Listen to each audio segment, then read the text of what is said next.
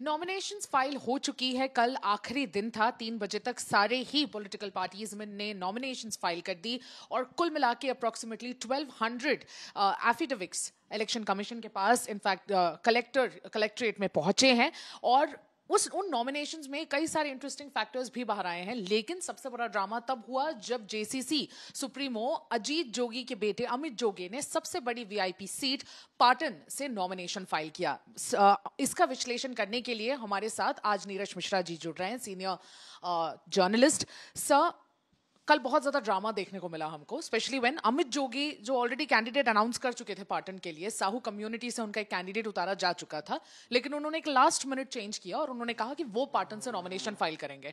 ये nomination file कर देने से आपको लगता है कि अब पाटन, जो कि बहुत इंटरेस्टिंग पहले से ही था बिकॉज ऑफ काका वर्सेस भतीजा, आपको अब लगता है कि वो ट्रायंगुलर फाइट हो गई है क्योंकि अब जेसीसी सुप्रीमो के सन भी वहां से लड़ रहे हैं, क्योंकि उनकी ट्रेडिशनल सीट से वो नहीं लड़ पाएंगे because of the last time 2018 drama? हाँ, जेसीसी के आने से और अमित जोगी के पाटन से नामांकन भरने से पूरे छत्तीसगढ़ के इलेक्शन में एक माहौल बदल गया है। इसके कई कारण हैं। पहला कारण तो यह है कि सडनली जो 5 साल से जेसीसी सुप्तावस्था में थी, वो अचानक से उठ के 85 सीटों पर नामांकन भर रही है।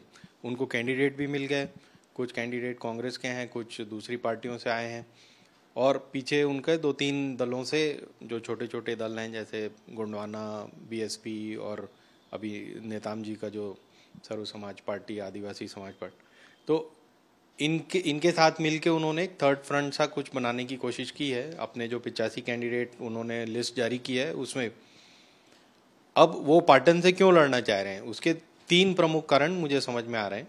पहला कारण यह है कि वो अपने बाकी जो कैंडिडेट्स हैं उनको ढांढस बंधा रहे हैं, साहस दे रहे हैं कि देखो मैं सीएम से लड़ रहा हूं तो तुम लोग मैदान छोड़ के मत भागो। कई लोगों को डर था कि ये नामांकन विड्रॉ कर लेंगे या जा नहीं पाएंगे।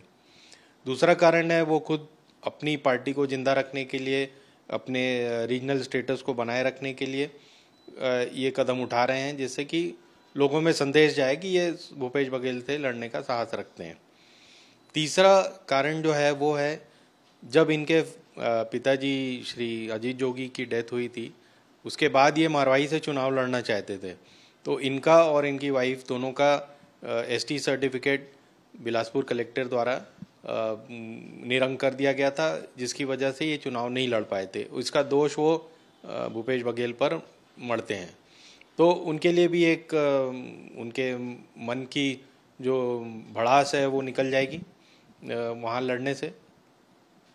और जो सबसे बड़ी बात है कि वो अगर ऐसा, जहाँ की पूरे छत्तीसगढ़ में चर्चा है कि बीजेपी ने इनको खड़ा किया है, जेसीसी को, जो कि बिल्कुल ही सुप्तावस्था में थी, उसको खड़ा किया है, तो बीजेपी शायद इनको धन बल से सहयोग भी कर रही है। तो अगर ऐसा है तो और पाटन से ये इनको 5-10 हज़ार वोट मिल जाते हैं या शायद ज़्यादा मिल जाए, क्योंकि वहाँ स्थिति ठीक लगती है इनकी पार्टी की, तो विजय बघेल को फ़ायदा हो जाएगा। तो ये कारण है कि जेसीसी अब अचानक से उन्होंने चुनाव का माहौल बदल दिया है। Certainly sir. दूसरी जो बातें निकल के सामने आ रही हैं वो ये हैं कि नॉमिनेशंस फाइल हो गई हैं। नॉमिनेशंस फाइल होने के बाद जो सीएम की नॉमिनेशन फाइल हुई है, उन्होंने अपने एफिडेविट में जो प्रॉपर्टीज हैं अपने डिक्लेयर, उन्होंने ऑलमोस्ट अप्रॉक्सीमेटली 30 करोड़ के आसपास की है। 2018 की देखा जाए तो 23 करोड़ थी और लाइबिलिटीज 58 लाख की थी। आपको लगता है सर अंडर प्ले करने की कोशिश की गई है यहाँ पर? और डॉक्टर रमन सिंह ने भी इस बार उतना ज्यादा डिक्लेयर नहीं किया है। डॉक्टर रमन सिंह के भी ज्यादा डिफरेंसेस नहीं आए उनके भी एफिडेविट में। हाँ, 2018 से लेकर अभी तक जो मैंने एफिडेविट देखे हैं, उसके अनुसार संपत्ति जो का ब्यौरा उन्होंने दिया है, उसमें संपत्तियां सेम हैं जो 2018 में थी, वो अभी भी वही हैं। उनका कहना है कि हमारी पैतृक संपत्ति है, बीवी के नाम से भी। जो थोड़ा बहुत डिफरेंस आया है वो खुद के नाम पे उन्होंने 56 लाख रुपए कैश है उनके बैंक में, और वाइफ के नाम पे करीब 1.5 करोड़ रुपए कैश है। तो जो आप कह रहे हैं कि 23 से 30 करोड़ हुआ है, वो सिर्फ प्रॉपर्टी की वैल्यू एप्रिसिएशन दिखा रहे हैं। अपनी तरफ से उन्होंने 5 साल में कुछ किया, ऐसा वो उनका मानना नहीं है। तो और उनकी अर्निंग भी वो क्या दिखा रहे हैं कि हमारी अर्निंग सिर्फ खेती से है और कुछ जो इन्वेस्टमेंट है उससे, बैंकों से जो इंटरेस्ट आता है उससे होती है।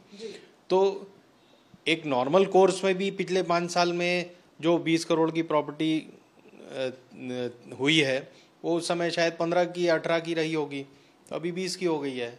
वैसे ही उनकी वाइफ का भी है कि 8-1 करोड़ की प्रॉपर्टी वो बता रही हैं, वो भी 5-1 की रही होगी। तो कोई बहुत वो वैसे का वैसा ही दिखाना चाह रहे हैं।